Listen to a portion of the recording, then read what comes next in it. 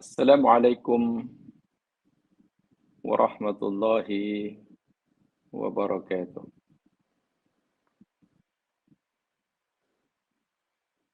Innal hamdalillah nahmaduhu wa nasta'inuhu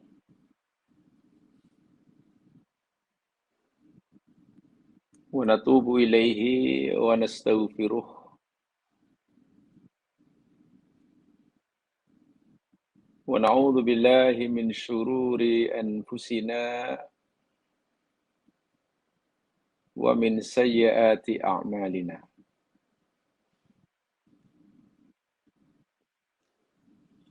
May yahdihillahu fala mudhillalah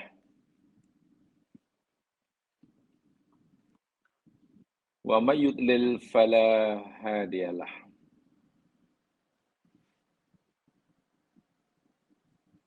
Asyhadu an la ilaha illallah wahdahu la syarikalah wa asyhadu anna Muhammadan abduhu wa rasuluh.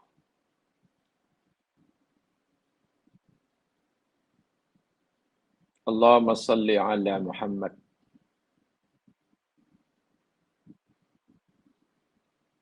wa ala ali Muhammad.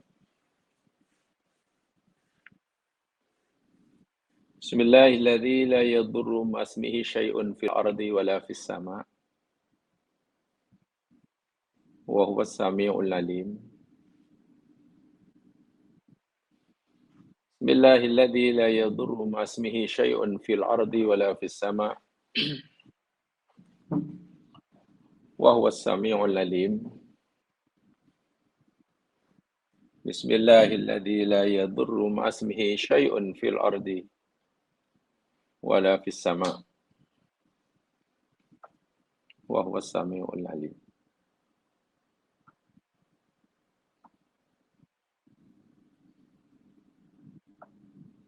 Rabbi shrah li sadri wa yassir li amri wahlul 'uqdatam min lisani yafqahu qawli.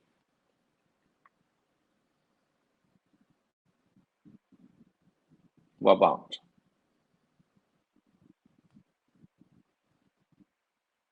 Didoakan mudah-mudahan semuanya dalam keadaan sehat walafiat, sentiasa di bawah pelindungan dan keridhaan Allah Subhanahu wa ta'ala. Amin. Alhamdulillah, pagi hari ini kita bersua semula bagi menyambung pelajaran kita berkaitan dengan hadis-hadis akhlak. Sabda Rasulullah sallallahu alaihi wasallam yang berkaitan dengan budi pekerti.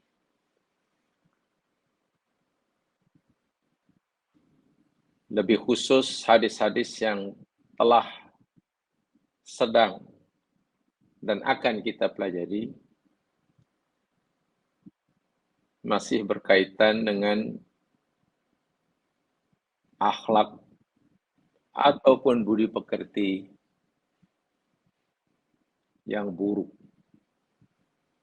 yang tercela.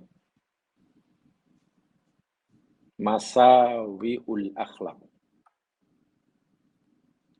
Sifat-sifat yang mazmumah.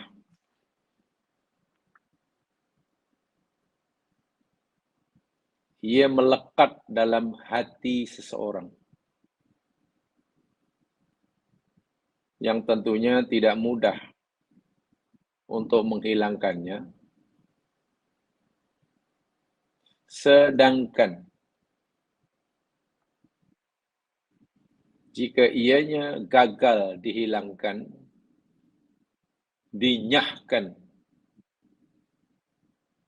dari hati seseorang,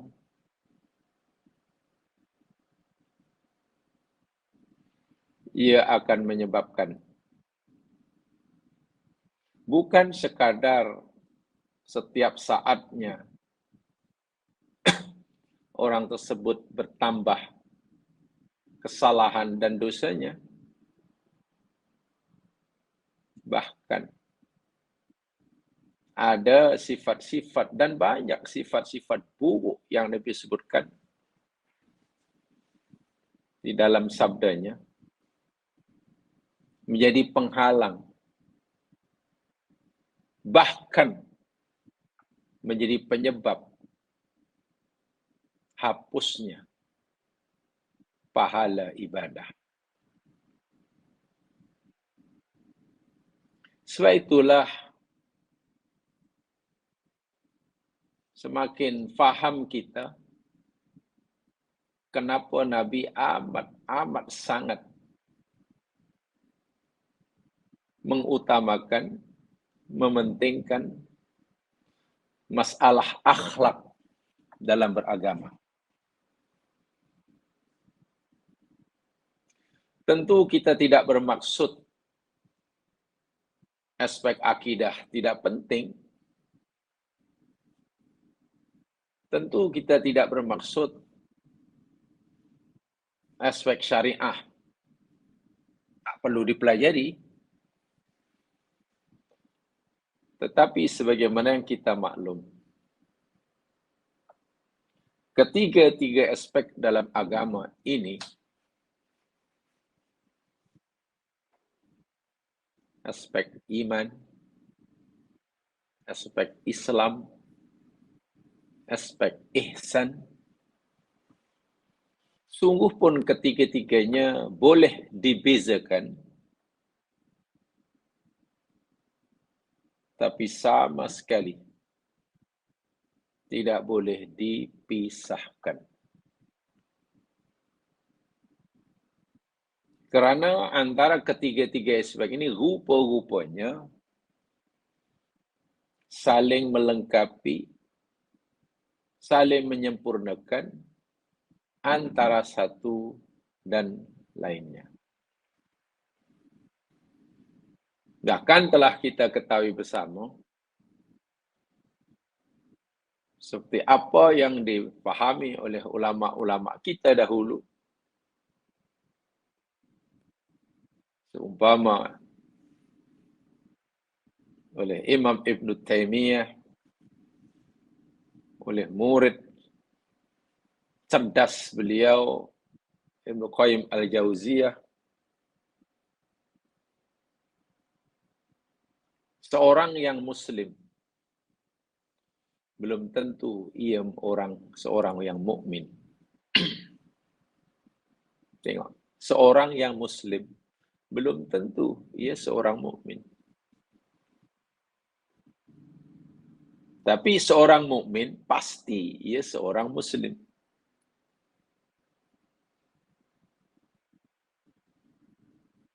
Seorang mukmin walaupun dah muslim belum tentu dia seorang muhsin. Tapi seorang yang sudah berada pada maqam, pada tingkatan muhsin, pasti ia mukmin sekaligus muslim. Saking semua kita telah memahami perkara yang penting ini.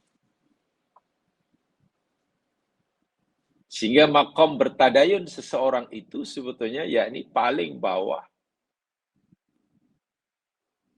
Yakni Islam, atasnya iman, atasnya ihsan. Ini tadayun ya, bukan agama. Tadayun itu cara beragama. Daripada perkataan din. Din agama, cara orang mengamalkan ajaran agama ini menyebabkan seseorang itu berada pada tingkatan yang berbeza. Tingkatan rendah pada rendah, ya ini muslim lah. Ya, saya buat yang disuruh, sudahlah. Yang penting yang disuruh dibuat, yang dilarang ditinggal, sudah. Sama ada ia kerana Allah atau bukan, ya istilah muslim lah tu. Niat kan kita tidak tahu. Orang munafik pun dia solat. Orang munafik pun dia berinfak. Ya Muslim lah. Sebab itu diperlakukan sebagai orang Muslim di dunia. Di paling rendah. Sekurang-kurangnya ia dapat manfaat dari keislaman mereka yang hanya pura-pura itu. Ya, ini di dunia tak diganggu, tak boleh dirampas hartanya, tak boleh diperangi. Jika mereka ingin naik tingkatan, ya lakukan apa yang disuruh, tinggalkan apa yang ditegah, semata-mata karena Tuhan yang diyakini. Berdasarkan iman, berdasarkan tauhid, barulah mukmin muslim. Hebat. Mukmin muslim. Hebat. Segala perbuatannya dilakukan semata-mata kerana Allah. Sudah. Yang penting buat kerana Allah. Baik kepada Allah. Sudah. Tetapi, seringkali, walaupun dia dah melakukan suruhan Allah kerana Allah, sudah solat kerana Allah, sudah zakat kerana Allah, sudah memberi kerana Allah, sudah haji kerana Allah, sudah baca Quran kerana Allah. Baguslah. Tapi kadang-kadang ia tidak dapat mengubah perangai dirinya.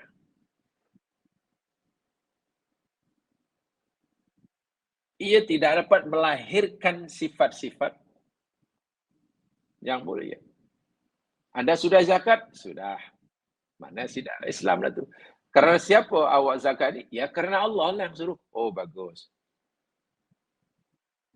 Tapi matlamat dan tujuan objektif zakat yang Allah perintahkan Al-Quran, tutahhiruhum wa tuzakkihim biha.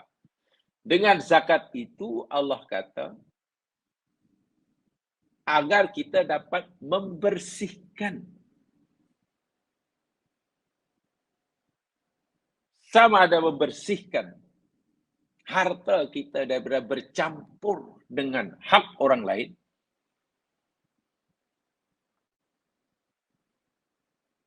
si zakat itu hanya sebetulnya dikeluarkan daripada harta yang halal. Sebab itu harta yang haram, dapat harta yang haram, lalu disedekahkan 90%.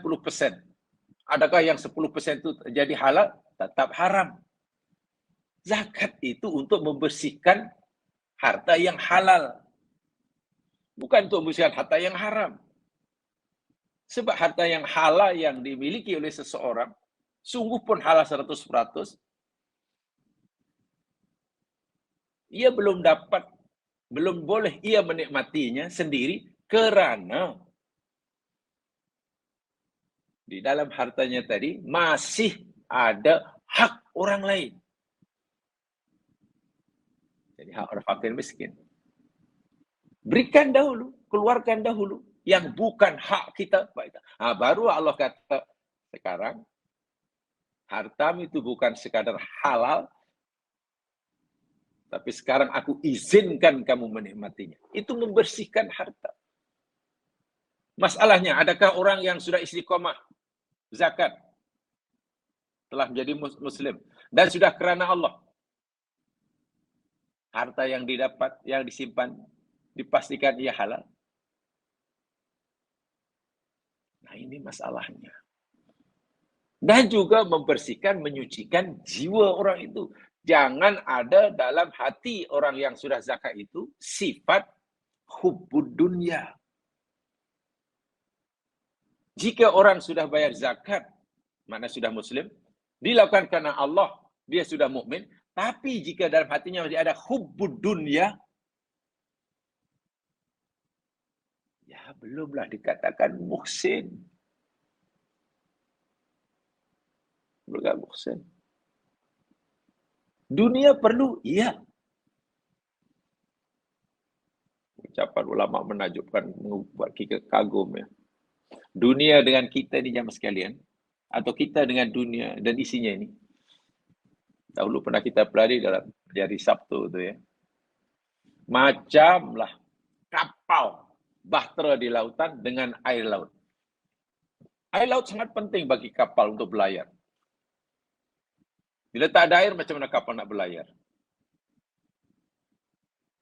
Bila airnya cetek, macam mana kapal nak berlayar? Tersadar apa? Situ air kena, air laut, ya kena dalam lah. Kena dalam, kena luas sehingga boleh berleluasa berlayar. Kena dalam sehingga senang. Kalau cetek susah. Kalau sempit nak layar ke mana? So, air sangat penting. Air laut sangat penting bagi kapal untuk berkat dia berlayar. Dengan adanya air laut yang banyak, kapal sudah boleh berlayar dengan berleluasa.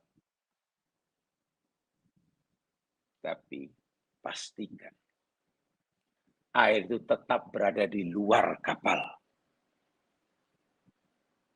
Jangan dimasukkan dalam kapal.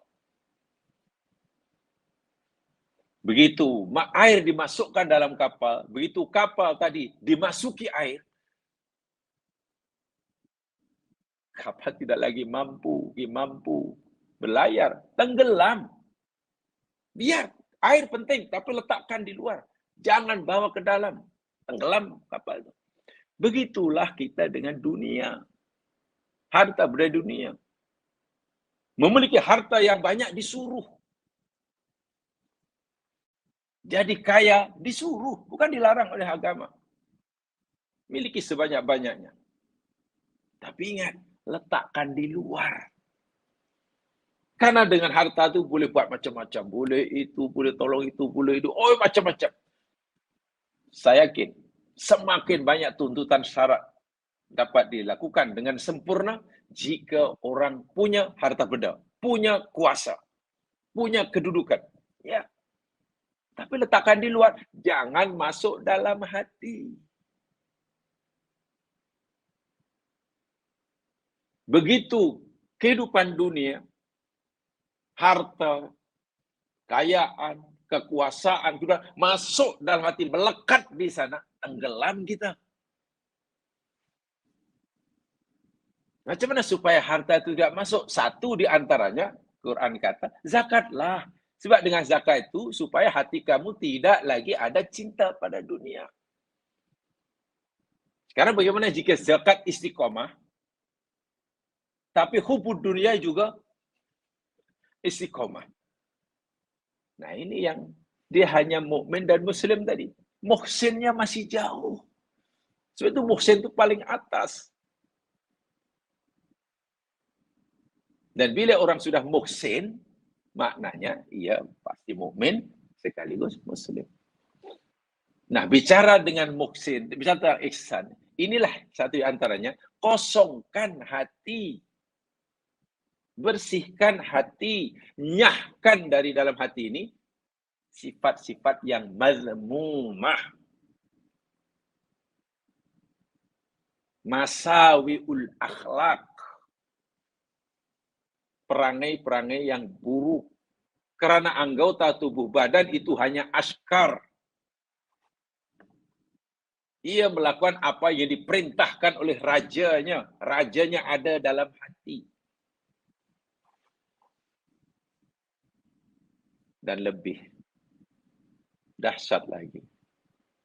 Hadis-hadis yang telah sedang dan kita akan pelajari tentang budi pekerti yang buruk, sifat-sifat ini. Ya Allah, rasa saya Nabi baru bersabda semalam. Karena kebanyakan apa yang Nabi sebutkan, Nabi contohkan, ya tentu dilaranglah sebab ya masalah akhlak. Hari ini banyak berlaku dalam masyarakat kita. Dan mungkin dalam diri kita pun ada. Luar biasa ya Mas Kila. Maaf saya mengatakan, seorang muslim dilarang makan daging babi, itu mungkin bukan masalah. Karena minta maaf jika sekiranya dihalalkan pun mungkin tak ada orang makan.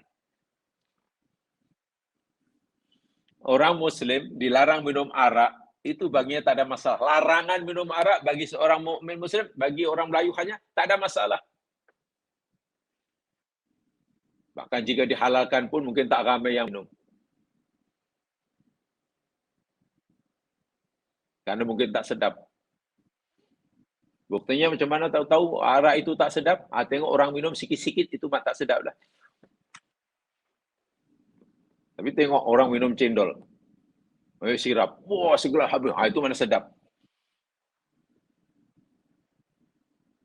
Larangan minum arak, larangan makan babi.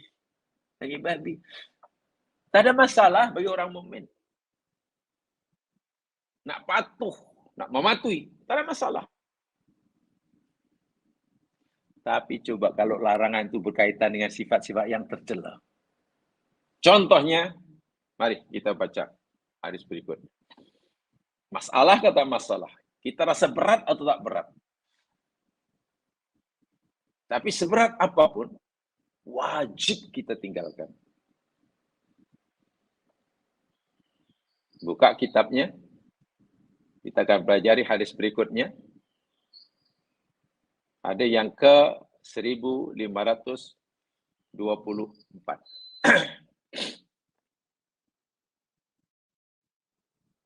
1524. Sudah ya? Wa anhu, dan daripadanya, mana daripada Abi Hurairah. Masih riwayat Abi Hurairah. Beliau berkata, qala Rasulullah sallallahu alaihi wasallam. Rasulullah sallallahu alaihi wasallam bersabda.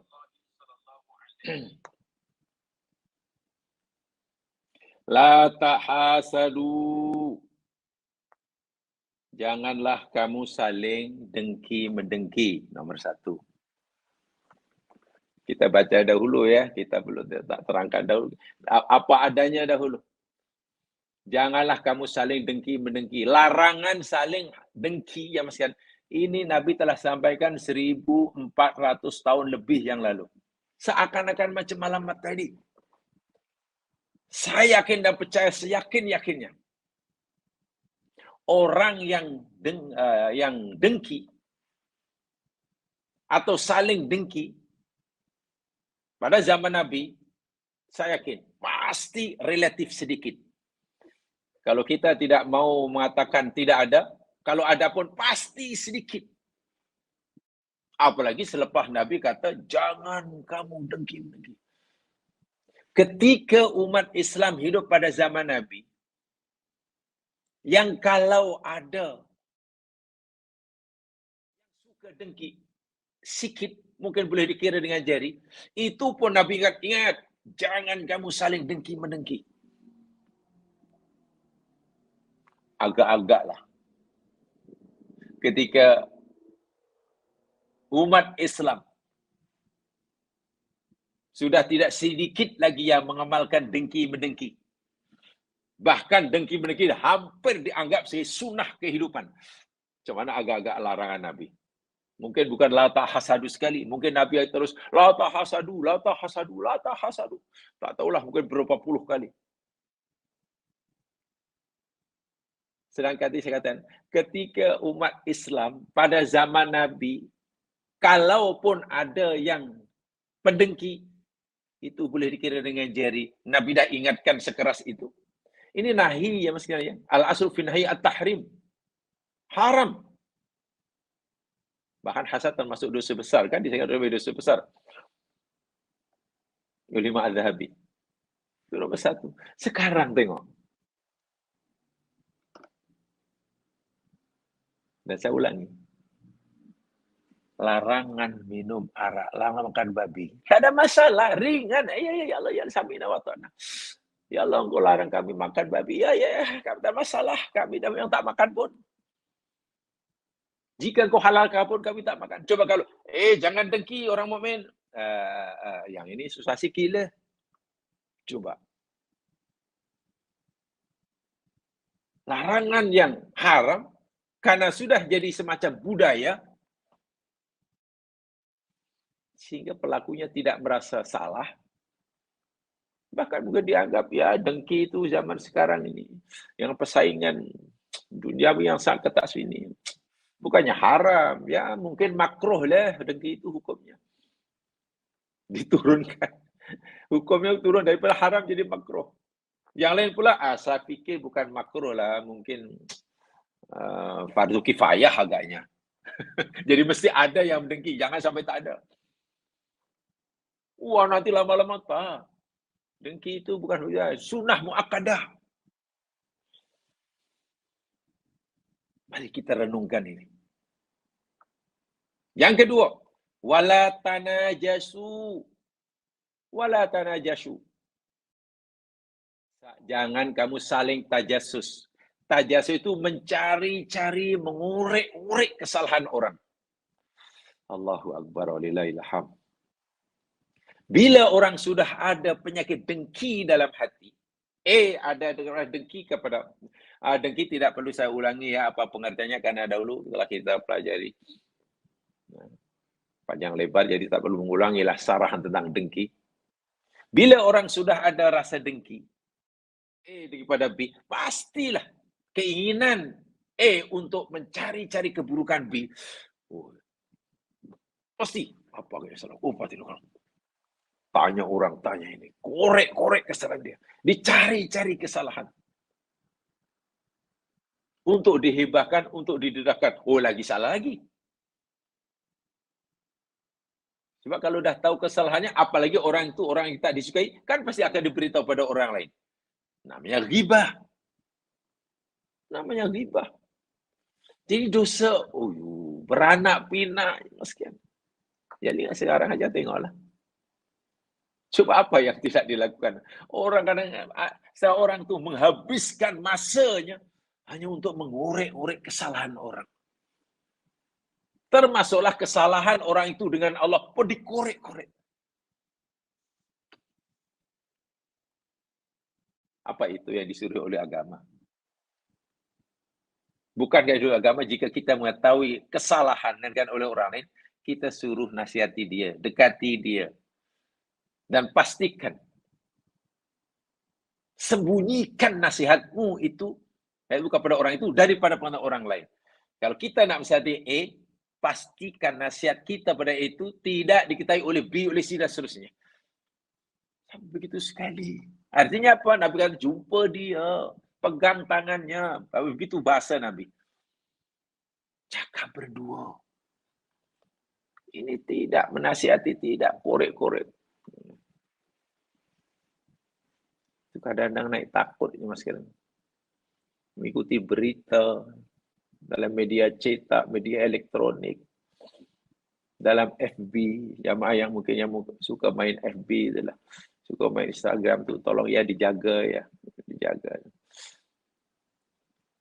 Karena handphone kita itu ya ini bersifat neutral. Ini tidak ada hukumnya neutral ni. Boleh digunakan untuk perkara yang baik, juga boleh disalahgunakan. Hati-hati. Ia boleh menjadi sumber pahala, tapi juga boleh menjadi sumber dosa. Seterusnya, wala tabaghadu. Yang ketiga, larangan ketiga. Jangan kamu saling marah, memarahi, benci, membenci. Sudah pastilah akan melahirkan sifat benci, membenci. Masa apa lah ini? Gaduh. Bila sudah timbul benci, membenci, dia tak suka dia. Hatta kebaikannya pun tak nampak pandangan matanya. Kebaikan orang lain yang dia dengki, yang dia cari-cari kesalahannya, karena sudah benci, kebaikan yang dilakukan pun tak nampak. Yang nampak hanya keburukannya. Wa ainur ridha an kulli aibin qalilah. Kama ana aina sukhti tubdil masawiya, kata orang Arab. Itu bukan hadis ya, itu syair Arab. Pandangan suka itu akan menyebabkan mata buta terhadap keburukan-keburukannya. Bila A sudah suka B, apapun cacat celah kekurangan B tak nampak langsung dalam pandangan A. Semua baik belaka. Kama ana aina sukhti tubdil masawiyah. Demikian juga sebaliknya. Bila orang sudah benci kepada orang lain, yang nampak hanya keburukannya. Kebaikannya tak nampak. Tengok, berpuja dengki, akhirnya tajasus. Dia tajasus, tiba tabagun. Akhirnya apa? Wala tadabaru. Janganlah kamu saling membelakangi. Ya sudah, putus silaturahim. Maksudnya. Tadabur itu mana saling membelakang. Takabul. Takabul kan berhadapan-hadapan. Mutaqabilin. Di surga itu jamaah sekalian, keadaan ahli surga itu yakni mutaqabilin. Ala sururin mutaqabilin. Mereka berhadap-hadapan. Apa itu maksudnya? Adakah maksudnya meja bangku di surga itu panjang sehingga dua berhadapan? Bukan begitu. Maknanya ikhwana, bersaudara. Tidak ada yang lawannya tadabur, mutadabirin. Mutadabirin bermusuh-musuhan, putus. Jika kita meyakini, ini jika lainlah kalau tidak. Jika kita meyakini bahwasanya al-jaza'u amal, balasan di akhirat itu sama dengan perbuatan yang dilakukan di dunia. Kalau kita meyakini, inilah kata ulama dahulu nak menjelaskan balasan yang Allah sediakan di akhirat, ima surga wa neraka itu sama betul dengan amalan di dunia. Siapa yang menghilangkan kesusahan saudara muslimnya di dunia, Allah akan hilangkan kesusahannya di akhirat. Itu kan sama. Sesiapa yang menutup aib saudara muslimnya di dunia, apa ganjarannya Allah sediakan? Allah akan tutup aibnya di akhirat. Sama. Al jaza bismil amal. Balas itu sama dengan. Nah, jika kita mau mendapatkan balasan surga, yang di surga itu mutaqabilin, berhadap-hadapan. Ya di dunia mesti kita mutaqabilin, jangan mutadabirin. Orang yang di dunia mengamalkan gaya hidup mutadabirin, mana mungkin di akhirat dapat tempat, sedangkan tempat itu hanya ada mutaqabilin. Di surga apa? Quran katakan wa naza'na ma fi sudurihim min ghil. Kami telah tarik keluar, kami telah cabut keluar dari dada-dada mereka, hati-hati mereka, mereka ahli surga. Min ghilin, keruh. Ghil maknanya keruh. Hati yang keruh, yakni sifat-sifat buruk dalam hati ahli surga ini Allah dah cabut keluar. Dengki tak ada, dendam tak ada, hasad tak ada, marah ada, saling cari, ngurir kesalahan tak ada, saling bermusuhan tak ada, khianat tak ada. Bersih. Itu sifat ahli surga. Jika kita terima tadi, bahwasanya balasan surga itu sama dengan perbuatan, bagaimana mungkin orang yang hatinya di dunia keruh,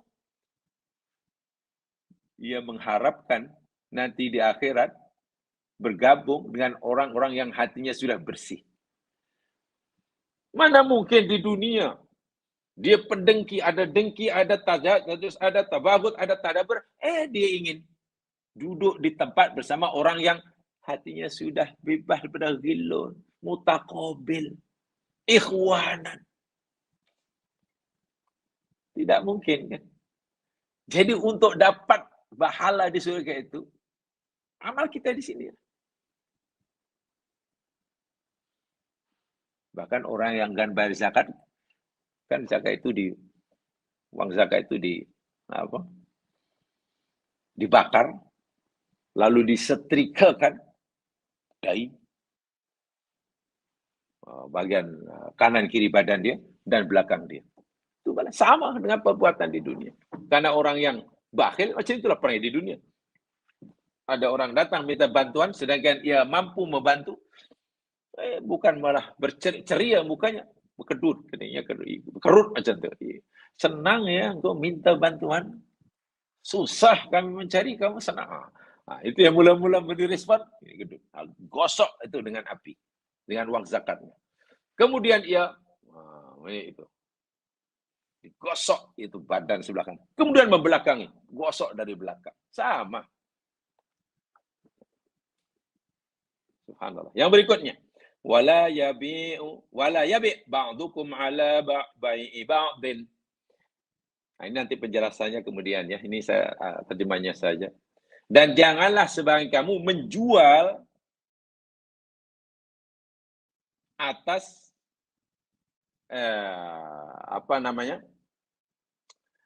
jualan orang sebagian yang lain. Jangan sebagian kamu menjual atas jualan sebagian orang lain. Ini penjelasannya ini contoh. Ini contoh sebagai contohnya, sebagai mukadimahnya. Katalah kita jual barang. Orang tu nak beli barang, datang pada kita kedai. Kenapa? Kedai baju banyak, butik banyak. Saya ini berapa dia? Oh, ini harga dia apa? Ya, yang ini harga dia 300. Baju ini harganya 300. Fashion. Tawar menawar lah, masih di situ tawar menawar 300. Tak boleh lah 300, tak boleh. Boleh tak kurang? Kurang tak boleh lah. Kawan tu belum kata iya, belum kata tidak. Maknanya belum putus lah akad kita ni. 300. Kita kawan ada orang sedang lah bermuamalah dengan margan transaksi dengan kita.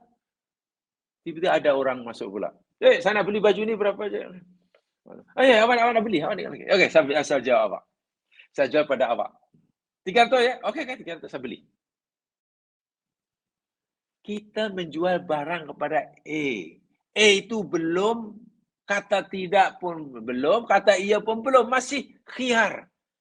Tiba-tiba barang itu kita jual pada B yang dah tahu dah. Ini tak boleh. Itu nanti penjelasnya ada, itu kaitannya dengan hukum hakam. Termasuk akhlak yang buruk. Ini panjang penjelasannya itu ya. Sebaliknya apa? Wa kunu ibadallahi ikhwana. Jadilah kamu hamba-hamba Allah yang bersaudara. Bagaimana caranya untuk mengikat ikhwanan yang sejati? Hilangkan dengki, tahasud hilangkan, tanajus hilangkan, tabagut tak ada, tanabur tak ada. Jangan melakukan tiga yang menyakiti orang lain. Al-muslimu akhul muslim. Orang muslim itu saudara bagi muslim yang lain. Karena ia muslim, satu Nabi kata, la yazlimuhu. Allahu Akbar. Dia tidak akan menganiayanya. Tak mungkinlah menganiaya saudara sendiri. Apatah lagi muslim dengan muslim lain itu, kata Nabi, macam tubuh badan yang satu. Tak mungkinlah tangan kanan mencedekkan tangan kiri, marah lalu dicedekkan dia. Toreh, tak mungkinlah. Tak mungkinlah jari karena dengki pada mata dia cucuk-cucuk. Mana mungkin? Saudara, janganlah menzaliminya. La yakhdhuluhu. La yakhdhuluhu. Janganlah merendahkannya. Jangan merendah-rendahkannya, jangan menghinanya, jangan mengejeknya. Itu sambungannya. Wala yakirhu. Janganlah menghinanya. Janganlah jadikan ia bahan olok-olok. Janganlah jadikan ia bahan ketawa. Jangankan cemari harga dirinya. Jangan permalukan dia. Jangan. Dan seterusnya. At-taqwa hahuna. At-taqwa hahuna. Takwa itu ada di sini, wa yushiru ila sadri. Nabi beri isyarat dengan tangannya ke dadanya sambil meletakkan tangan di dadanya sebanyak 3 kali. Apa Nabi kata? At-taqwa hahuna, at-taqwa hahuna, atau takwa itu di sini. So takwa itu letaknya dalam hati. Hilangnya sifat-sifat yang madmumah yang Nabi sebutkan itulah tanda orang itu bertakwa. Atau dibalik, jika kita ingin diiktiraf ketakwaan kita kepada Allah, jika kita mahu kita dikategorikan adalah sebagai orang muttaqin, hilangkan sifat-sifat yang madmumah tadi. Sifat madmumah itu letaknya, diamnya dalam hati. Bila madmumah itu hilang, Masuklah namanya, ada yang disebut takwa. Adapun yang nampak, yang keluar itu cerminan daripada yang di dalam. Bahasa kerasnya begini, jemaah sekalian. Jika dalam hati masih banyak sifat-sifat yang madmumah, yang keji dan tercela, bermakna takwa tidak ada. Dalam hati orang itu takwa tidak ada. Sebab takwa tidak mungkin duduk bersama, di tempat yang sama, masa yang sama, dengan sifat-sifat madmumah tadi. Tak ada takwa. Habis yang dia solat, rajin, dia. Bukankah itu orang yang mutakin? Nah, inilah masalahnya. Sepatutnya amalan yang zahir, yang keluar, yang dibuat di luar ini, itu hendaklah cerminan, terjemahan daripada apa yang di dalam. Jika ia tidak mencerminkan yang di dalam, minta maaf, yang di luar lain, yang di dalam lain, ya itu namanya pura-pura. Bahasa yang agak keras. Ini saya peroleh daripada dulu ya. Masa belajar Subulus Salam. Nama Ustaz itu Ustaz Fathur Rahman, saya masih ingat. Ustaz Fathur Rahman namanya. Jika orang rajin sholat, maksud rajin buat apa yang disuruh, di luar lah. Tapi takwa tidak ada. Sebab takwa itu dalam hati, bukan di luar, tak nampak. Yang nampak itu cerminan daripada yang di dalam.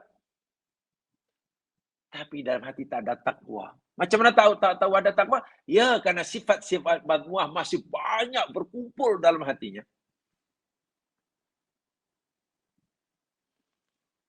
Maka orang itu bukan muttaqin.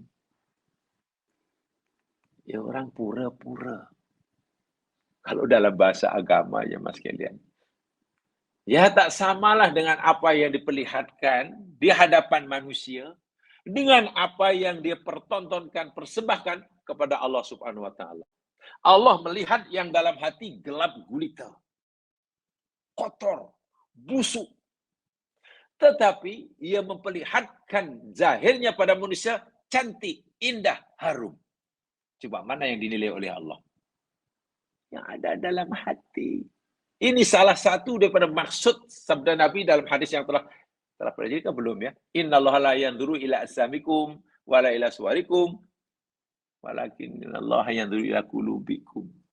Sesungguhnya Allah tidak melihat warna kamu, jasad kamu, gerak-gerik luar kamu, rupa paras kamu, tapi Allah melihat dalam hati. Dan penilaian Allah yang di dalam itu. Sebab itu bila Nabi kata taqwa hahuna atau hahuna, takwa itu di sini, takwa itu 3 kali Nabi sebut. Ini bermaksud Nabi benar-benar nak memastikan umatnya memahami betul apa makna takwa, di mana letak takwa. Dan hebatnya pula, Nabi nyebut takwa di sini itu selepas Nabi cerita tentang sifat-sifat yang tercela, sifat-sifat yang madmumah, akhlak yang buruk. Selepas Nabi cerita akhlak yang buruk yang kita mesti jauhi. Dan ingat, Muslim itu adalah saudara. Sebab itu janganlah menzaliminya, janganlah merendahkannya, janganlah menghinanya. Baru Nabi, takwa itu di sini.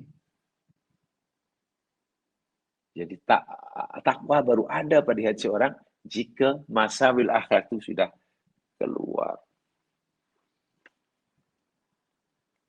Sabda Nabi berikutnya lebih menakutkan kita ya Mas. Apa dia? Bihasbim ri'in minasyarri ayahkira akhahul muslim. Keras sungguh sabda Nabi ini. Tegas, keras. Bihasbim ri'in minasyarri. Cukuplah seseorang itu dianggap jahat dianggap buruk. Cukup. Dia itu penjahat. Cukup.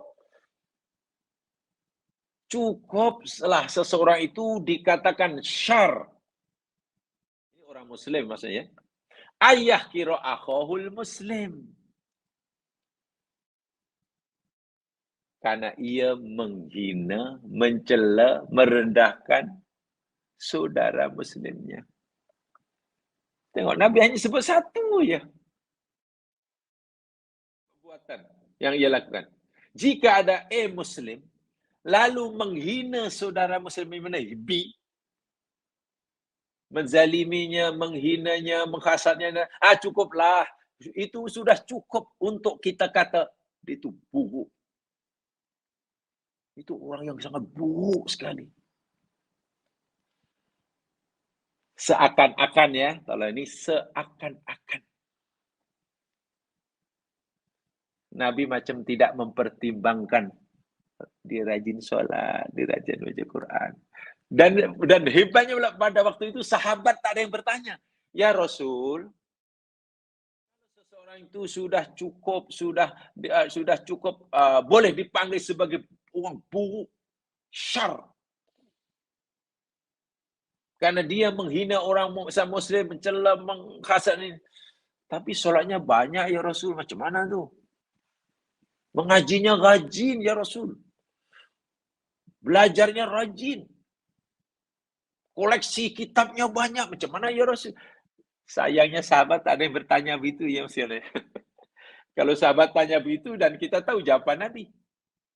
Tapi sahabat ini cerdas ya Mas kalian. Dia tidak mau bersusah payah untuk mendapatkan ilmu. Mereka memadai apa yang didengar oleh mereka dari mulut Nabi. Itulah yang dia, iyalah cukup. Bila Nabi kata sudah cukup jahat. Cukuplah orang itu kata jahat bila ia suka menghina saudara Muslim, suka mencela, suka hasad, suka tajasus tadilah dan saudara-saudaranya. Jadi mereka kemudian tak terfikir, macam itu sudah cukup dikira. Jahat dia. Ini bermakna solatnya yang banyak itu tak mampu nak membersihkan. Tak mampu nak menghalanginya untuk mendapat predikat jahat. Untuk mendapat predikat buruk. Solat itu baik. Wirid itu baik. Baca Quran itu baik. Qiyamul Lail itu baik. Tapi namanya kebaikan ibadah-ibadah ini belum cukup kuat untuk menghalang dirinya, mendinding dirinya daripada mendapat gelaran buruk ni orang. Sebab dia bukan bihasbi mri'in minasyarr. Cukuplah keburukannya, cukup banyak. Sehingga bila ada orang, bahasa mudah, bila ada A katalah, ibadahnya bagus, solatnya bagus, bla bla bla bla bla bla, umpamanya. Pada masa sama juga pendengki, pencari kesalahan orang lain, menghina orang lain. Nabi suruh kita memandangnya, cermin mata kita kepada orang itu, untuk melihat ini baik ke tak buruk, kita baik ke tak baik, buruk. Ini orang baik ke orang tak baik. Mikroskop yang kita pakai hendaklah ditumpukan kepada perbuatannya yang dengki orang tadi lah. Kalau ini jahat nih. Ini jahat nih. Betapa pentingnya. Kenapa? Sifat suka mencela, mendengki itu penyakit hati, ya sekalian. Hatinya berpenyakit. Jadi yang keluar, yang seperti mana solat jalan itu, semestinya cerminan daripada hati. Tapi yang keluarkan tak sama dengan yang dalam hati. Yang dipersembahkan pada Allah, buruk, hitam, legam, gelap gulita. Yang diperlihatkan pada manusia, luar biasanya orang puji, bagus orang itu. Ingat, Allah melihat yang di hati. Maafilas qulubikum, ke dalam hati. Kullul muslimi alal muslimi haramun. Setiap orang muslim ke atas orang muslim yang lain itu adalah haram. Apa yang Allah haramkan? Makna kita tak boleh usik, tak boleh langgar. Damuhu, darahnya. Situ orang mukmin tidak boleh dibunuh. Tak boleh membunuh tak boleh. Mencederakan tak boleh. Wa maluhu, haram hartanya. Maksudnya apa? Harta orang mukmin ini dilindungi. Tidak boleh sesuka hati mukmin menipu orang lain, gunakan harta, merampas, mengambil haknya. Haram. Nah ini wa irduhu, dan juga kehormatannya, harga dirinya, muruahnya. Bahasa Arab muruah, bahasa Melayu marwahnya. Image-nya. Jangan jatuhkan. Bahkan jika yang mempunyai diri itu melakukan perbuatan yang mungkin boleh menjatuhkan harga dirinya sekalipun. Dan kita mengetahui, kita berkewajiban menutupinya. Jangan kita hebahkan. Pertama, kita berkewajiban menasihatinya. Yang keduanya, kita berkewajiban menutupinya. Itu jika dia melakukan perbuatan yang hancurkan kehormatannya. Jadi, bukan itu. Ini lebih keras. Jangan kamu jatuhkan. Cemarkan harga dirinya. Coba kita renungkan sekejap, walaupun ini baru terjemahan ya, belum sarahannya. Ini terjemahan apa adanya. Rasa-rasanya lah macam aneh. Bukan aneh, macam tak percaya kita. Hadis yang isinya seperti ini disampaikan oleh Rasul sallallahu alaihi wasallam 1400 tahun lebih yang lalu. Di mana masyarakat muslim boleh dikatakan kalau ada pun sedikit sekali yang melakukan apa yang Nabi larang tadi. Mudah kita memahaminya jika sekiranya lah hadis ini baru turun minggu lepas. Kalau hadis ini turun minggu lepas ke, bulan lepas ke atau lepas, rasanya memang padanlah, memang patutlah. Sesuai sangat. Nabi peringat hadis ini rupanya baru tahun lepas. Karena memang keadaan masyarakat muslim hari ini di dunia, tentu termasuk di negeri kita ini, ya, nampaknya hadis ini dah tak ada nilainya dalam pandangan masyarakat Islam. Dengan begitu mudah, dengan begitu senang, dengan begitu selesa. Bahkan merasanya bila tak melibatkan diri dalam perbuatan-perbuatan yang Nabi larang tadi, nampaknya macam tak sah hidup. Ya lihat sajalah. Itu saya mas sekalian, kita nasihati diri kita masing-masing ya. Saya nak ingatkan diri saya sendiri masing-masing dan hendaklah jemaah demikian juga. Karena kita ini hidup dalam dunia tanpa sepadan. Dengan kecanggihan teknologi telekomunikasi, dengan sekali petik, jari kita tekan di keyboard handphone, berpuluh, beratus, beribu maklumat masuk. Begitu mudahnya kita mendapat maklumat yang baik, yang buruk, dengan berbagai macam peranti canggih ini. Hati-hati menggunakannya. Hati-hati. Yang suka mengikuti sana gitu, ya mungkin minta maaf kepada, ya kita hanya berpesan ya, bukan tak ada hak untuk melarang tuh ini. Saya pesan hati-hati yang mungkin aktif dalam medsos, media sosial dengan berbagai macam itulah aplikasi itulah. Saya minta maaf, saya tidak ada, tidak begitu paham dan dari dulu memang tak minat. Dalam medsos dia tak minat. Ada FB-nya ke, Instagram-nya ke, apa lagi lah. Macam-macam lah, saya pun istilah pun tak reti. Hati-hati. Hati-hati. Bahkan jika Allahu Akbar, kalau dalam surat khabarnya yang online, ya kalau rasa tajuknya pun sudah agak mengarah kepada saling salah menyalahkan, saling membenci, saling memusuhan, saling menyerah sebenar sedih, sudah tak payah jadi dibaca. Itu ajalah maksudnya. Apa nanti kita jadi orang yang ketinggalan zaman? Ya tak apalah ketinggalan zaman macam ini buat. Tak tahu benda yang tak berfaedah itu kan nikmat yang besar. Nah, nanti dianggap kita ini orang yang kampungan berfikir, ya tak perlu. Ukuran kampung atau tidak kampung tidak membolehkan kita naik darjah di sisi Allah. Apa kita fikir bila kita mendapat gelar, awal betul-betul orang mengikuti zaman lah. Berfikiran milenial. Apa dengan begitu? Kemudian kita makin dekat dengan surga. Apakah jika orang kata, awak ni apa lah, macam fikir masih zaman 70, tak reti itu, tak reti ini, tak kenapa.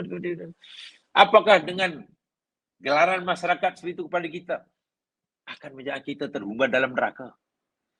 Jadi coba fikirnya ke sana aja lah. Ambil yang baik. Manfaatkan sebaiknya. Sebab saya kata tadi, makhluk yang satu ini dengan segala piranti yang ada dalamnya ini sebenarnya bersifat neutral, bergantung pada kita nak gunakan untuk apa. Nak mendapatkan manfaat sebanyak-banyaknya ataupun madarat sebanyak-banyaknya. Subhanallah. Jamaah sekalian, baik. Sekarang mari kita coba lihat.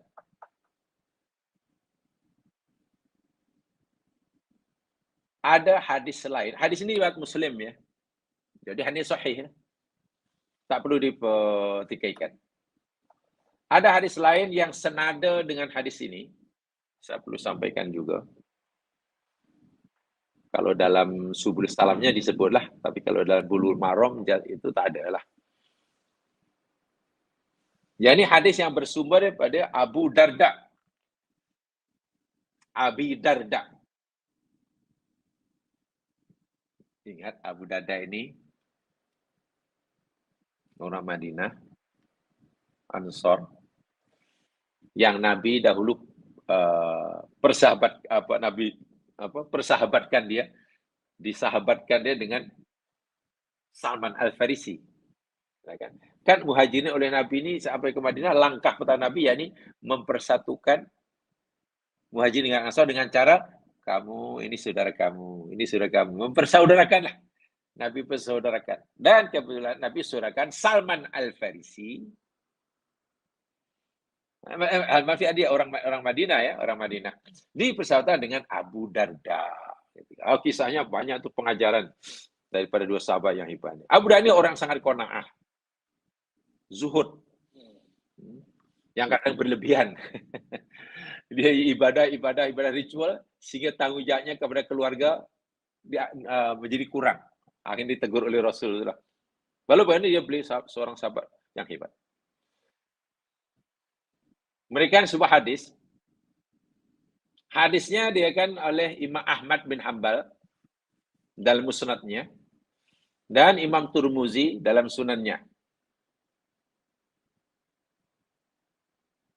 Dan sanadnya dikomentari oleh ahli hadis la ba'sabi. Nabi SAW bersabda, ala adullukum au ala ukhbirukum bi afdalim min darajati salati wasyami wassadaqah. Masya Allah. Wahai sahabat-sahabatku, maukah aku beritahukan kepada kamu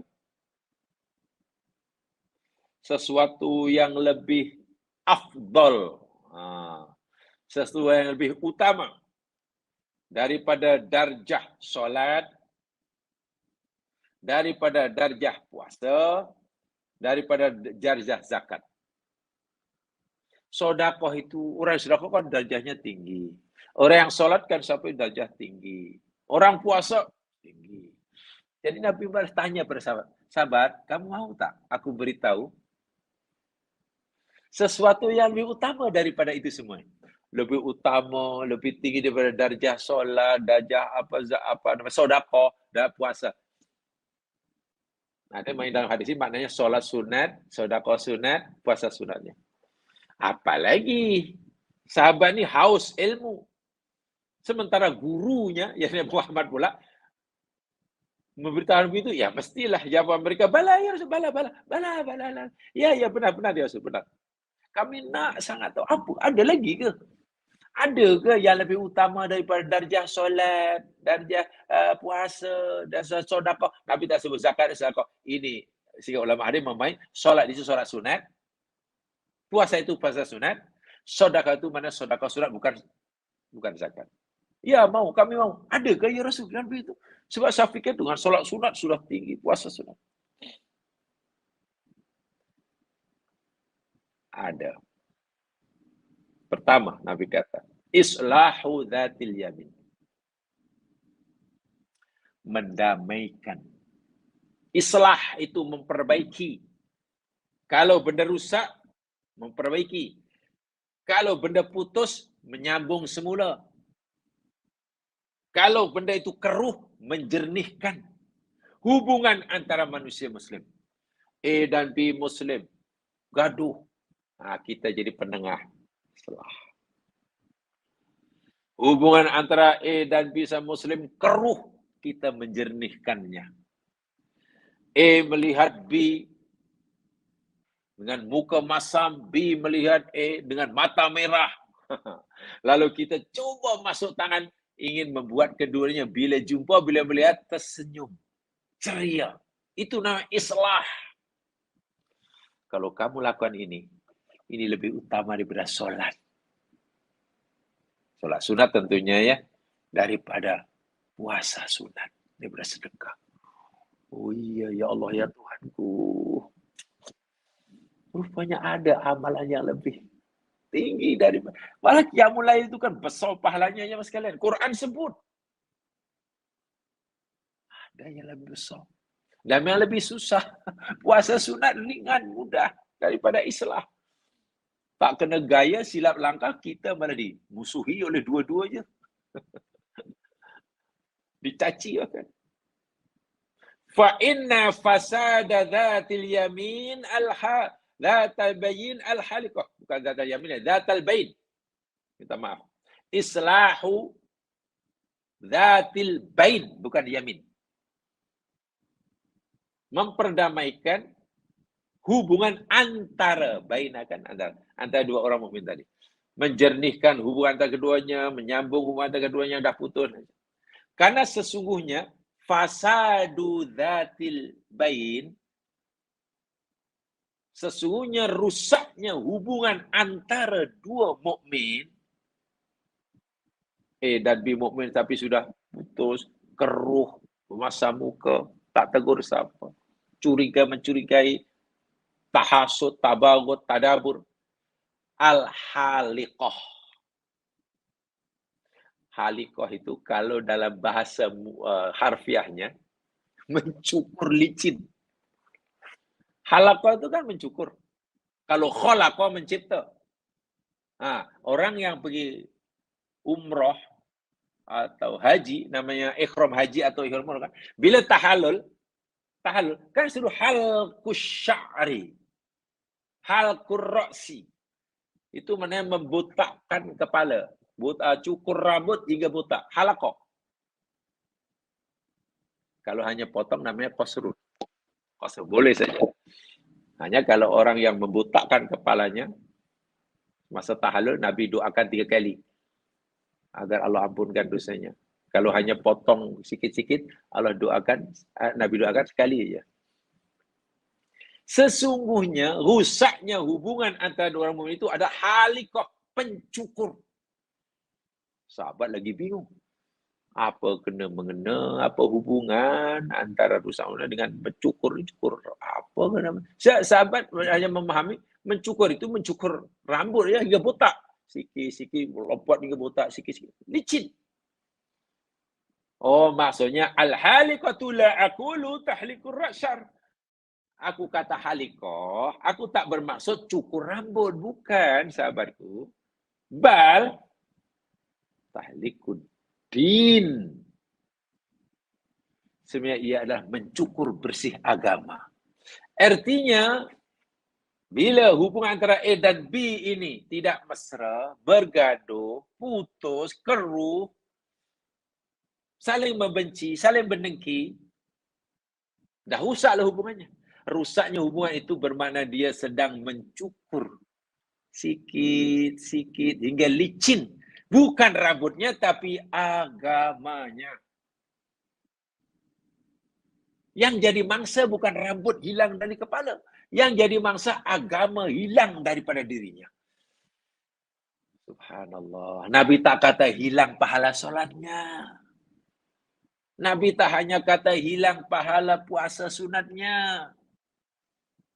Nabi tak kata hilang pahala belajarnya.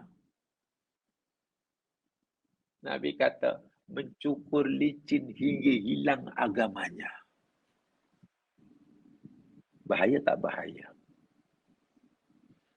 Bila mendamaikan kedua hubungan antara orang mukmin itu, ibadah yang sangat-sangat mulia. Maka rusaknya hubungan antara orang mukmin itu adalah bencana yang sangat-sangat dahsyat. Gitulah. Jika mendamaikan, membersihkan, menjernihkan hubungan antara dua orang mukmin itu, sifat yang mulia, maka keruhnya hubungan antara orang mukmin itu adalah sifat yang sangat-sangat buruk.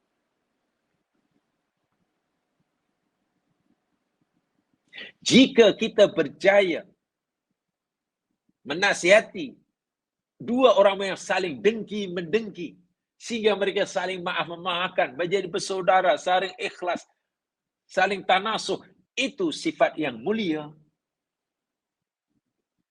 Maka dengki-mendengki itu sifat yang sangat-sangat kecil dalam pandangan Islam. Dalam pandangan Islam. Inilah dalam hadis yang lain. Faham ya? Ada dua. Dan banyak hadis-hadis yang serupa dengannya. Yang saya ingin sampaikan lagi sekali ya Mas. Seakan-akan hadis ini baru Nabi sabdakan minggu lepas atau bulan lepas atau lepas. Sebab sangat-sangat sesuai dengan keadaan umat Islam hari ini. Saya tak kata orang bukan Islam ya, sebab Nabi tujuan pada sahabatnya yang Muslim. Sahabat orang bukan Islam, mereka tidak, minta maaf, non-Muslim atau orang kafir ya Mas. Masuk neraka bukan sebab mereka saling dengki-mendengki. Mereka masuk neraka bukan sebab mereka saling bermusuhan. Amal mereka, kebaikan mereka tidak diterima bukan mereka saling mencari-cari kesalahan. Jasa baik mereka pada masyarakat tidak ada nilai di sisi Allah bukan karena mereka riba, bukan. Sia-sianya amal mereka, dicampakkan mereka dalam neraka bukan karena ini semua. Karena mereka kafir. Kekufuran mereka pada Allah, syirik mereka pada Allah, itu ibu segala dosa. Menghapuskan segala-galanya. Kebaikan. Hapus. Sebab itu hadis ini juga pada si mukmin. Si mukmin ini punya agama, punya keimanan pada Allah, punya amal baik. Masalahnya, macam mana supaya amal baik kita itu diterima oleh Allah? Ya janganlah kita membuat pendinding. Ada buat pendinding yang menghalangi amal kita diterima. Lebih-lebih lagi, ya mas sekalian, larangan-larangan Nabi dalam hadis ini, semuanya yakni larangan-larangan yang ada kaitan dengan hablum minan nas. Bayangkan. Tahasud, tanajus, tabagut, tadabur. Itu semua kan kaitannya dengan hablum minan nas. Buat hablum minallah artinya dosa yang kita lakukan ini dosa sama manusia. Bukan dosa kepada Allah. Dosa kepada Allah betul. Hablum minallah. Dosa. Tapi dalam bahasa yang mudah, usaha untuk mendapatkan pengampunan Allah bagi dosa kita yang ada hubungan hablum minallah, karena kita melakukan kesalahan-kesalahan ritual, itu relatif lebih mudah. Saya tak kata mudah ya, relatif lebih mudah berbanding dengan memohon pengampunan bagi dosa-dosa kita yang ada kaitan dengan hablum minan nas, yang ada kaitan dengan dimensi sosial. Berat. Dan lebih menakutkan dalam hadis-hadis sebelum itu kita pelajari, dan semua sudah tahu nama hadis muflis kan. Dosa-dosa yang ada kaitan dengan hablum minan nas ini jemaah sekalian, jika tak dapat pengampunan sebelum matinya, tak selesai di sini, di akhirat oleh Allah buka semula kisnya. Dosa-dosa ini boleh menyebabkan orang muflis. Pahala-pahala ibadah ritualnya jadi kosong. Bahkan dosanya akan bertambah karena dapat tambahan dosa dari orang lain. Bayangkan. Coba baca hadis muflis. Yang menyebabkan orang muflis di akhirat sedangkan dia banyak pahala. Juga kalau banyak pahala. Adakah karena dosa-dosa yang ada berkaitan dengan dimensi ritual? Tidak. Justru mereka bawa banyak pahala itu yakni dalam ibadah-ibadah yang berdimensi ritual. Nabi kata dengan solatnya, dengan puasanya, wah macam-macam lah. Banyak sungguh. Sehingga surga terbayang di matanya. Rupanya tertahan. Pahalanya habis untuk menebus kesalahannya. Dosanya bertambah karena dosa orang menuntut bela itu diberikan. Tengok. Bagaimana berat. Amalan berat. Betul jamaah, seorang yang tak solat itu dosa, betul. Betul. Orang yang tidak puasa Ramadan berdosa, betul.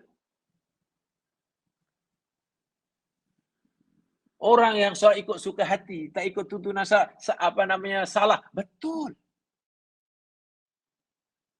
Itu kena solat dan kena betul solatnya, iya. Kena puasa dan kena betul puasanya, iya. Tapi jangan lupa, sebanyak manapun solat kita, sebetul manapun solat dan puasa kita, jika jumpa Allah kita masih banyak punya tanggungan dosa sosial. Kan hadis ini contohnya kita langgar. Habis kita dosa kita, apa pahala kita. Muflis. Kemungkinan untuk muflis itu sangat besar di akhirat. Itu Nabi nyatakan, bila orang punya dosa-dosa ini cukuplah. Cukuplah orang itu dipanggil orang yang tak baik. Yang teruk. Seakan-akan Nabi tak ambil kira langsung solatnya ataupun puasanya. Paham ya? Itu saya katakan, ya Allah ya Tuhanku.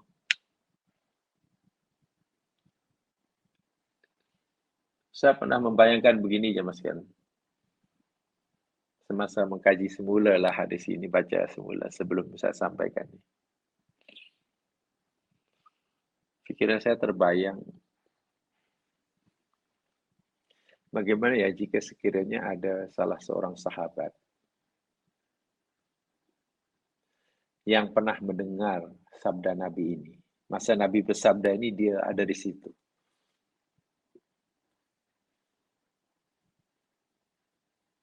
Dan tengok kanan kiri waktu itu belum ramai. Kalau ada lah mungkin ada tapi belum boleh kita dengan jari. Sahabat yang melanggar larangan ini. Melanggar larangan tahasud, tajud ini. Ada tapi dilakukan oleh orang munafik lah. Orang mukmin jarang. Dan sahabat ini katakanlah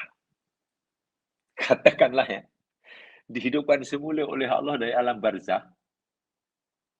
Hidup semula. Selepas 1400 tahun meninggal, hidup semula. Dan berada di tengah-tengah kita, katalah.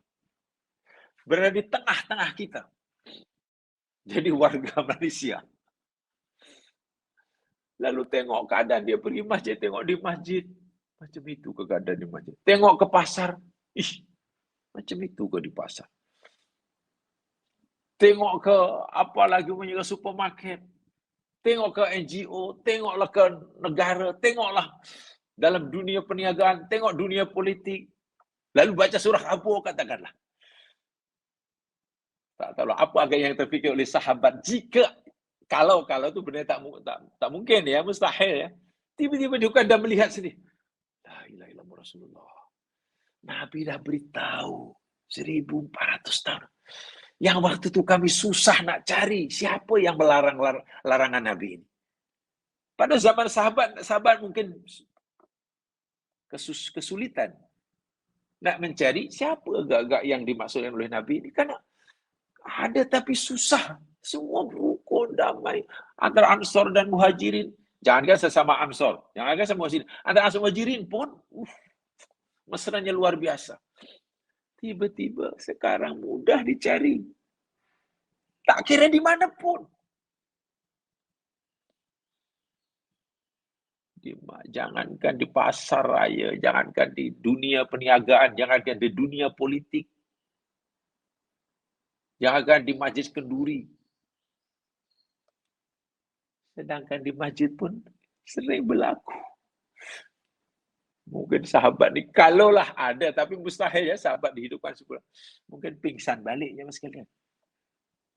Ya ketakutanlah karena mereka hidup dalam masyarakat yang masyarakat mengamalkan satu budaya, nilai, akhlak, gaya hidup yang benar-benar bercanggah dengan sabda Nabi yang dia dengar.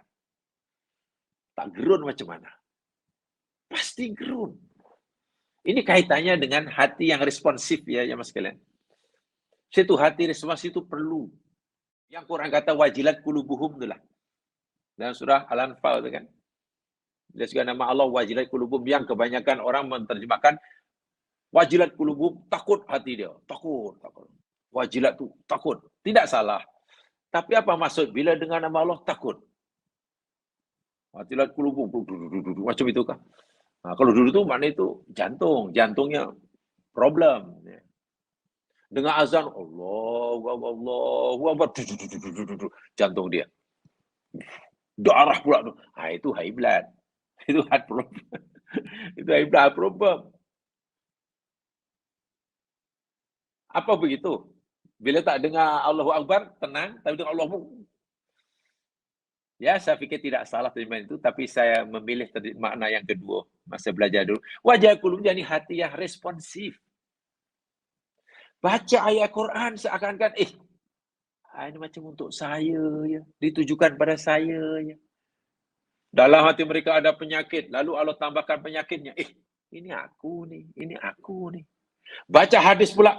Masya Allah. Kita ada nih. Dalam diri saya ada orang ini. Hanya mungkin kadarnya berbeza. Yang A lebih banyak, B kurang, C paling banyak, C pun entah kita. Dan kita berada di tengah-tengah masyarakat yang hampir semuanya ada. Hanya kadarnya. Macam mana hati tak takut. Ini namanya hati yang responsif.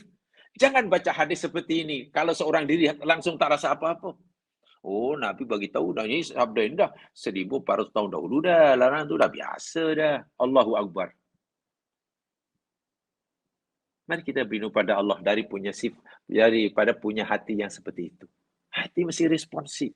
Ringkas kata, sebenarnya kita ini hidup di tengah-tengah masyarakat yang masyarakat secara amnya mengamalkan budaya, nilai, akhlak, moral yang bercanggah dengan hadis Nabi.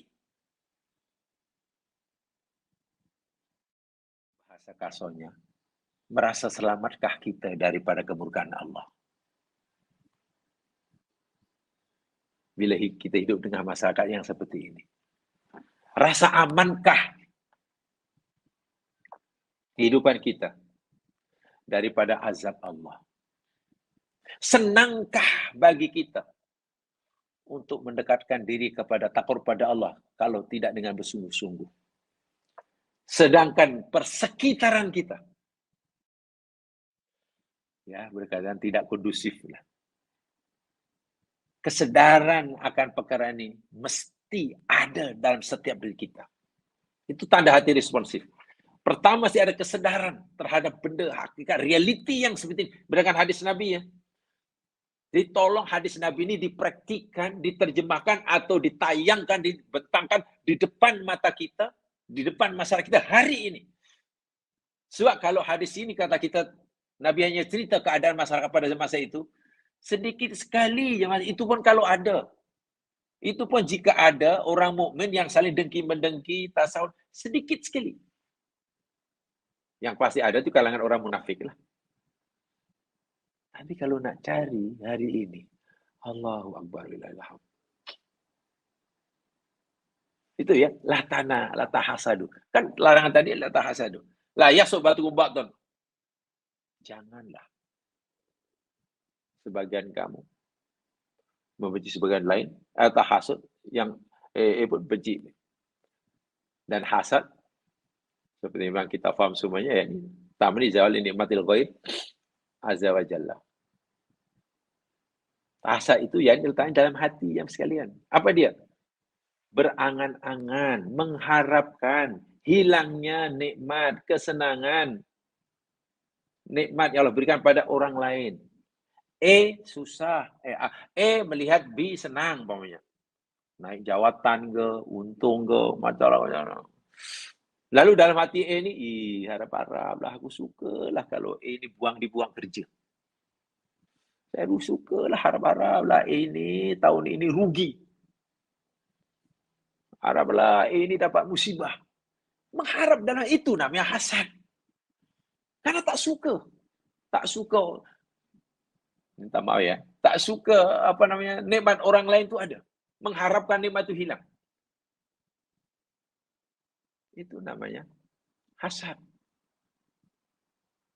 Bila ternyata nanti dibuang kerja, ini turun jawatan, ini mengalami musibah, ini sakit. Sekarang dia dah bukan apa-apa dah. Katalah begitu. B pula dengar beritanya. Lah sekarang betul lah. Sekarang sudah susah. Sudah dibuang kerja. Jawatan diturunkan. Sudah musibah. Padan muka. Seronok dia. Kalau sebenarnya dia mengharapkan kesenangan yang Allah berikan kepada ini hilang, itu nak hasad.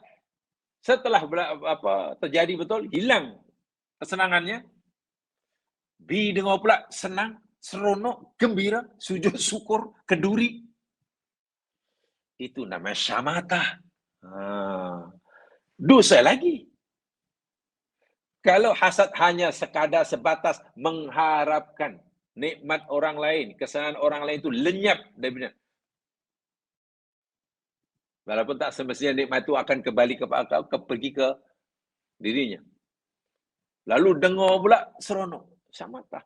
Jadi syamata itu senang dengar orang lain susah, susah dengar orang lain senang. Dan itu dosa lebih daripada hasad. Dan sekarang nampaknya macam itu. Padan, ke dalam hati padan kalau. Wah, dulu kawan. Kawan, kamcing. Ya, karena faktor kepentingan tak tahulah dalam masalah perniagaan, dalam masalah politik. Dulu dan bini kawan rapat. Jangan kamu siapa baru dengar B ini sesama. Itu pun cuti. Ambil cuti nak ziarah. Maklum kawan, walau B baru sesama ya. Karena berlanggar kepentingan siapa ini. Terusik, pisah, gaduh, dengki, mendengki, benci, membenci, hasad. Jangankanlah B ini sakit. Mau melawan. Masuk hospital pun, tak peduli. Sekarang meninggal pun karena tak pergi takziah. Coba apa yang berlaku dalam masalah Islam seperti ini? Begitu sepenting itukah kepentingan duniawi sehingga orang sanggup melanggar larangan agama? Sebesar itukah nilai kepentingan dunia yang sekejap, yang mungkin bila-bila masa dia akan tinggalkannya? Sehingga larangan Nabi dilanggar dengan begitu mudah. Itu saya katakan, kalaulah kita membayangkan, kita faham religi di zaman, dan kita hidup, kita salah seorang pada anggota masyarakat yang hidup di tengah-tengah masyarakat yang mengamalkan amalan seperti ini. Saya yakin kita akan lebih banyak istighfar lah. Takut. Kita hidup menjadi super hati-hati. Mungkin nak buka ini pun rasa, aduh, bismillahirrahmanirrahim. Janganlah Allah, ya Allah, janganlah, nanti janganlah. Ini tak. Iya, akhirnya nak buka ini pun. Ini yang saya pesankan diri saya sendiri. Sebab Allahu Akbar. Sangat dahsyat. Jangan sekalian. Seperti yang saya katakan, ini mukadimah ya daripada apa yang kita pelajari ini. Perjalanan sangat panjang ya, sebab terus terang, sebagaimana para pesara hadis, dalam hadis kitab manapun, bila hadis itu berkaitan dengan akhlak, lebih-lebih lagi orang ini sangat mengutamakan ihsan, biasanya sarahannya sangat panjang, urainya sangat panjang, biasanya. Karena akhlak sebetulnya adalah hendaklah merupakan hasil buah daripada iman yang menjadi dasar, Islam yang jadi pokok, dan ihsan akhlak itu dalam menjadi buahnya. Apa artinya iman? Akar yang dikatakan kuat, pokok yang adakan kokoh, tapi tak ada buah. Kita mau akarnya kuat, pokoknya tegak, kukuh, kuat, ranting dahannya banyak, daunnya lebat, bunganya banyak, buahnya pun akhirnya banyak. Kan akhirnya orang nanti akan mendapatkan hasil manfaat buahnya, bukan daripada akarnya. Akar itu karena penumpang, bukan pada rantingnya. Mudah-mudahan dapat difahami. InsyaAllah lagi kesempatan itu semula. Subhanakallahumma bihamdika asyhadu an la ilaha illa anta astaghfiruka wa atubu ilaik. Amla syaitur bil hasr. Innal insana lafi khusr. Illa ladzina amanu wa shalihat. Tawassaw bil haqq wa tawassaw bis sabr. Assalamualaikum warahmatullahi wabarakatuh.